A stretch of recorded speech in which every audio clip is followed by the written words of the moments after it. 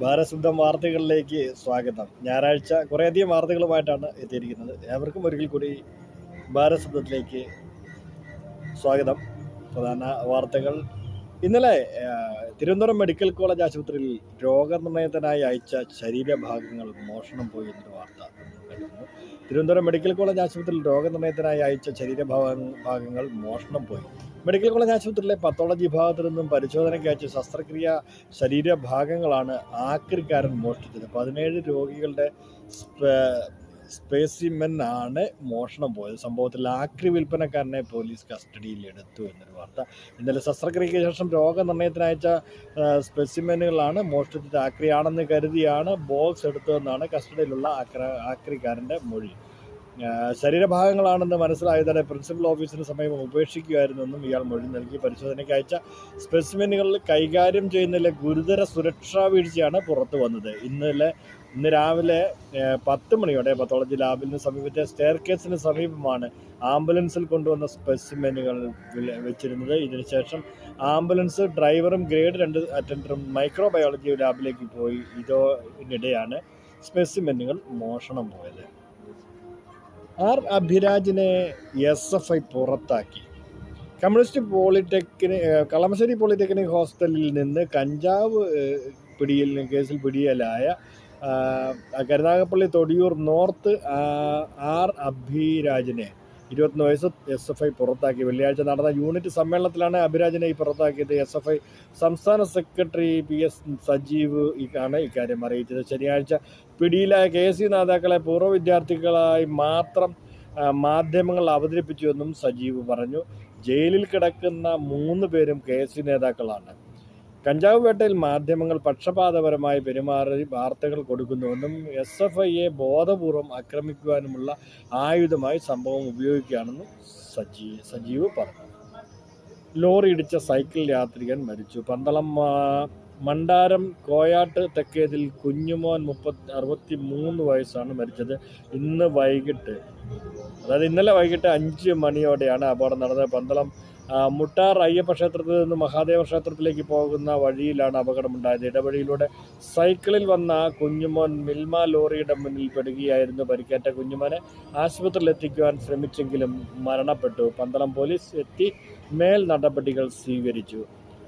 വർക്കലയിൽ പിടിയിലായ അന്താരാഷ്ട്ര കുറ്റവാളി അലക്സേജിനെ CBIക്ക് കൈമാറി. ശതകോടികളുടെ ക്രിപ്റ്റോ തട്ടിപ്പ് നടത്തിയ രാജ്യാന്തര കുറ്റവാളി അലക്സേജിനെ CBIക്ക് കൈമാറി.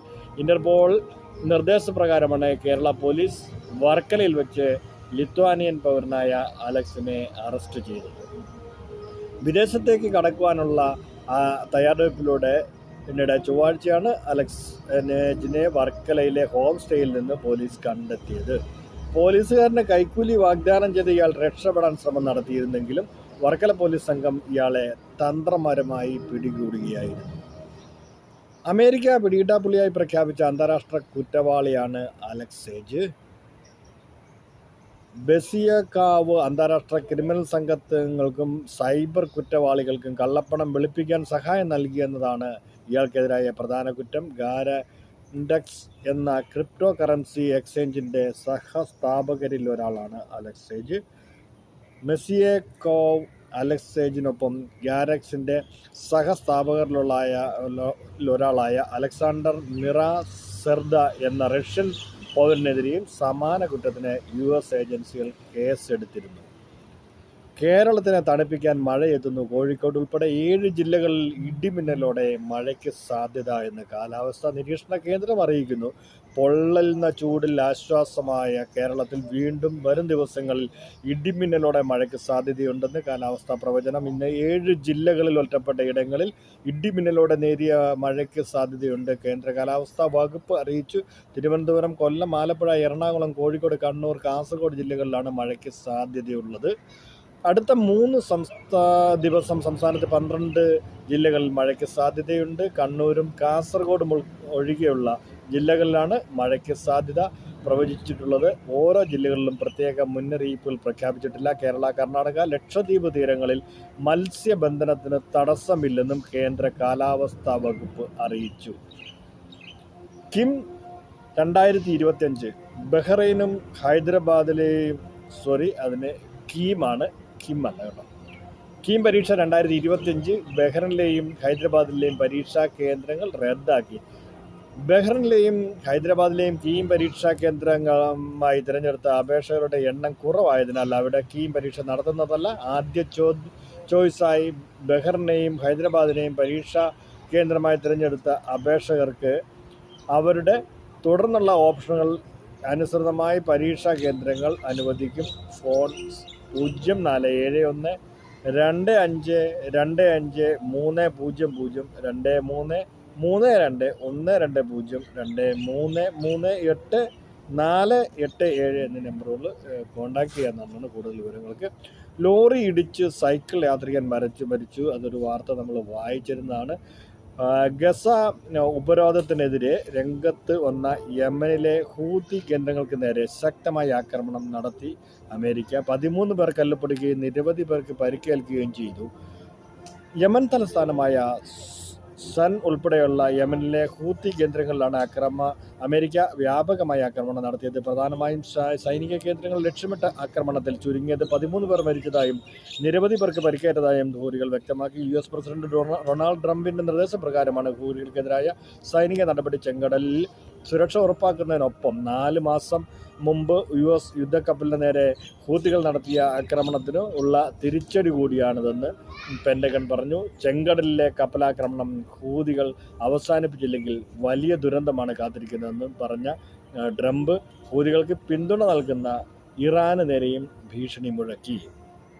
വനിതാ പ്രീമിയർ ലീഗ് കിരീടം മുംബൈ ഇന്ത്യൻസിന് എന്നുള്ള വാർത്ത. ഫൈനലിൽ ഡൽഹി ക്യാപിറ്റൽസിനെ 8 റൺസിന് തോൽപ്പിച്ചാണ് മുംബൈ ഇന്ത്യൻസ് 2ാം കിരീടം നേടിയത് എന്നും പറയുന്നുണ്ട്. മറ്റുള്ള വാർത്തകൾ നമുക്ക് പ്രധാനമായിട്ടും ബഹിരാകാശ യാത്രികരായ സുനിത വില്യംസിനെയും ബുച്ച് വിൽമോറിനെയും തിരിച്ചു കൊണ്ടുവരാനുള്ള നാസയും സ്പേസ് എക്സും ചേർന്ന് നടത്തിയ ക്രൂ 10 വിക്ഷേപണം വിജയകരം എന്നുള്ളൊരു വാർത്ത. ഫ്ലോറിഡയിലെ കെനഡി സ്പേസ് സെൻറ്ററിൽ നിന്ന് ഫാൽക്കൺ 9 റോക്കറ്റിലാണ് സ്പേസ് എക്സ് ക്രൂ 10 വിക്ഷേപിച്ചത്. 4 ബഹിരാകാശ സഞ്ചാരികളുമായി ഇന്നലെ വൈകുന്നേരം 7:03 ഇന്ത്യൻ സമയം ഇന്നലെ എന്ന് പറഞ്ഞാൽ മിനിങ്ങാന്ത ദിവസമാണ്. ശനിയാഴ്ച പുലർച്ചെ 4:03 ആണ് പേടകം പുറപ്പെട്ടത്. ശനിയാഴ്ചയാണ്. ഞായറാഴ്ച രാവിലെ 9 മണിക്ക് ക്രൂ 10 അന്താരാഷ്ട്ര ബഹിരാകാശ നിലയത്തിൽ ഡോക്ക് ചെയ്യുമെന്നുള്ളൊരു വാർത്തയാണ്. മാർച്ച് 12 ഫ്ലോറിഡയിൽ നിന്നും ക്രൂ 10 ദൗത്യം നടത്താൻ സ്പേസ് എക്സും നാസയും പദ്ധതിയിട്ടിരുന്നെങ്കിലും അത് ഒരു പരാജയമായിരുന്നു. എങ്കിലും നാസയും എലോൺ മസ്കിൻ്റെ സ്പേസ് എക്സും ചേർന്നുള്ള ദൗത്യമാണ് ക്രൂ 10. കഴിഞ്ഞ ജൂൺ 5 ബോയിങ് സ്റ്റാർലൈനർ പേടകത്തിൽ സുനിത വില്യംസും ബുച്ച് വിൽമോറും ബഹിരാകാശ നിലയത്തെത്തിയതെന്നുള്ളതാണ്. കാട്ടിൽ തെരുവുനായ ആക്രമണത്തിൽ കാട്ടിലല്ല കുട്ടനാട്ടിലാണ്. കുട്ടനാട്ടിൽ തെരുവുനായ ആക്രമണത്തിൽ 5 വയസ്സുകാരന് പരിക്ക്. കാവാലം കുന്നുമ്മയിൽ തെരുവുനായ ആക്രമണത്തിൽ 5 വയസ്സുകാരന് സാരമായ പരിക്കേറ്റ്. കാവാലം പഞ്ചായത്ത് 11ാം വാർഡ് കുന്നുമ്മ കിഴക്ക് ചേടനാട്ട് വീട്ടിൽ പ്രദീപ് കുമാറിൻ്റെ മകൻ തേജസ് പ്രദീപാണ് പരിക്കേറ്റത്. ശനിയാഴ്ച ഉച്ചകഴിഞ്ഞ് വീട്ടുമുറ്റത്ത് കളിക്കുകയായിരുന്ന കുഞ്ഞിനെ നായ ആക്രമിക്കുകയായിരുന്നു. തലയിലും 2 കണ്ണുകളിലും മുറിവേറ്റു. കോട്ടയം മെഡിക്കൽ കോളേജ് ആശുപത്രിയിൽ ചികിത്സ തേടി എന്നൊരു വാർത്തയും കൂടിയുണ്ട്.